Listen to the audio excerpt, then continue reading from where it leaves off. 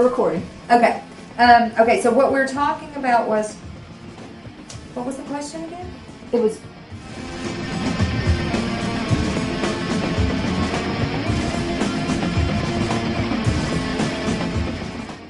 Silicone. How many cc's? I don't know. I'm just looking.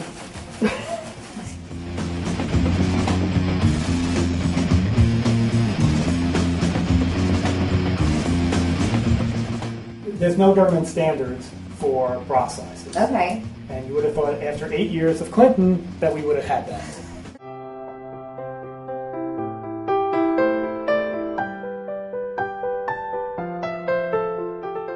Hey guys, so I've brought you guys here with me today. I am coming in for a consultation with my favorite plastic surgeon, Dr. Feldman. I'm here at Advanced Aesthetics. I have decided that after having 2 babies, breastfeeding one of them, losing a lot of that baby weight that I had on me at one time, my breasts have deflated a little bit. We're going to see what my options are. We're going to see what he might be able to do to just kind of get the figure back that I once had. Hello. Hi. How are you? I'm good. How are you? Hey, Dr. Feldman. It's good to see you again. Good to see you. So, I came in about 3 years ago to get a breast augmentation, and I chickened out. So, I think they've fallen even more. I'm missing the volume at the top. So, I want to see what my options are. I want to explore getting a breast augmentation again. Let's examine you and just see where we are. Okay. We at 22.5 centimeters here. Okay. On both sides. So they're even. They're even? They're even, although actually the visible border here is lower than the visible border on your right side. So what does that mean, the visible border? Okay, well actually, let me just do a measurement. So here, this is measuring 9 centimeters, and over here, this is measuring 10 centimeters. Oh, so to give you an idea, centimeter. So actually, the distance from your nipple down to your fold is a centimeter more than from here to here. Does that mean this breast hangs lower? It's just correct. As if you were to put in a level here, right, you would say this part of the border is lower than this part. Okay. The nipples are even, the tops are even, but the visible border is lower. Now, actually, and also you have you have a little bit of droop to your breast. So here is, if we put a tape measure, and I'm going to make just a little mark on you. And your mark is right at the level of your nipple over here. Okay. So what that means is that I think that we could actually accomplish your goals with just a breast augmentation. Oh, good. Okay. That's what I'd like. Because if you're at the level of, if the nipple's at the level of the fold, we can lower the fold a little bit more and make the implant centered behind the nipple, and then give you fullness around this. Okay.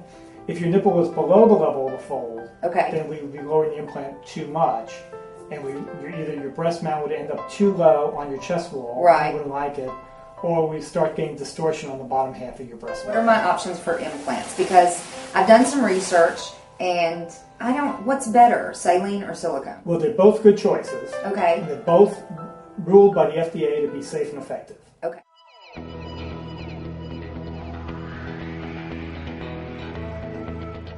Reason for silicone gel implants is that they feel more natural to palpation. Okay. Somebody examining your breast would actually think they felt more natural. Okay. And also, so my husband would be happy with them, is what you're telling me. Correct. I mean, come on, let's just be honest, lady. There's less chance of having rippling to the implant. Okay. And also less chance of having a palpable ripple to the implant. Okay. With silicone. Correct. Okay. Correct. So saline's advantages are that they can go in through a smaller incision. Okay. The implants are less expensive. Okay.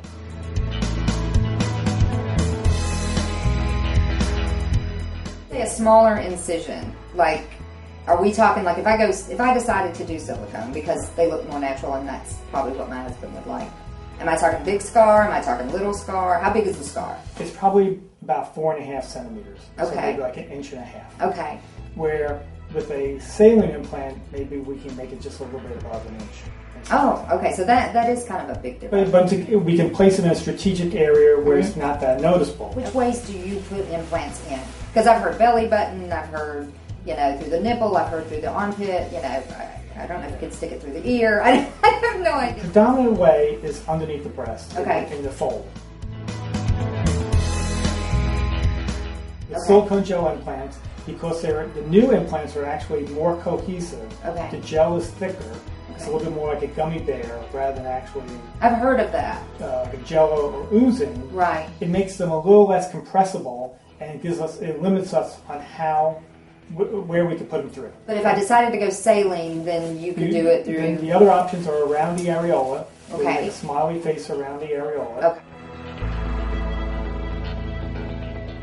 The other option is actually is underneath the arm, but I reserve that for people who actually has a breast higher on the chest wall. Okay.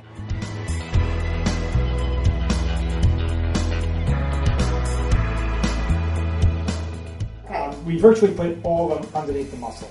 Okay. I think that it actually makes it does better for mammogram. Right. Less chance of capsular contracture. Less chance of post-op bleeding. Okay. And it also makes it so that less chance that you feel the implant. Okay. All right. Is there any difference in healing time, like whether I do it through the nipple or do it under the fold? They're virtually the same. Same thing. Every time you should be back to normal daily activities in 3-4 days. I mean, with normal daily activities, nothing strenuous. Okay. And after 3 or 4 weeks, we let you go back into full activities, unrestricted. Oh, okay. Like exercise and Correct. all that kind of stuff. Now, Okay. after 3 or 4 weeks of not exercising, most people may have to start off a little bit slow. Right. Okay, and I have to ask this question because I know he's going to want me to ask. When can they be touched? I mean, they're new. I know he's going to want to touch them. When can they be touched? Well, I mean, I think they'll be ready for. You'll know when they're ready for prime time, and I think that's going to be. He said prime time. I think it's going to be somewhere between 3 and 4 weeks. Oh, okay. Somewhere between 3 and 4 weeks, they feel like they're part of you and not in you. Oh, that's a good part of you and not in you. That's the goal, right? Right. Yeah. Silicone. How many cc's? I don't know. I'm just looking. In my system Okay. of doing this, I try not to think about how many cc's. I Okay. try to think about what the actual look that you want is. Okay. And so instead of the patient worrying about how many milliliters or volume, or that Okay. technical detail, it's just you tell me what you want to look like and let me figure out what it takes to do that. In the surgery, we will sit you up and try Okay. different sizes, and when we think we hit the eureka moment, Okay. that's the right size. Okay. Now, how do you know it's the eureka moment? Because I'm asleep. Correct. I mean, basically, with our conversation, we'll sometimes ask you to bring in a picture and show us what you want to look like. Okay. And we could also bring in your significant other, husband, best friend, Okay. and I who think I actually, like that. but only who know really what you want. Okay. Because it shouldn't be like a carnival show. It should be actually somebody who comes in. So you don't want me to bring a whole entourage of Right. people, is what you're saying. But- How many am I allowed to bring?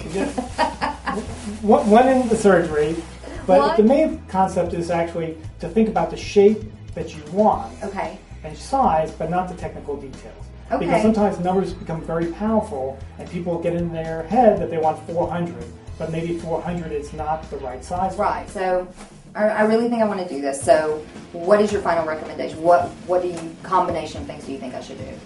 Well, after our discussion, Yeah. I think that we're going to use a silicone gel implant. Okay. We're going to place it underneath the muscle, Okay. and then we're going to make the incisions underneath each breast. Okay. All right. I think I'm ready. Let's do this.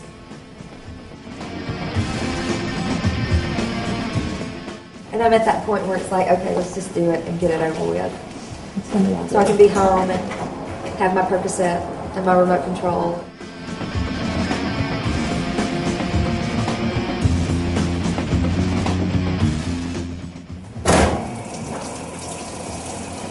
Got to have clean hands for this type of business, right? Right.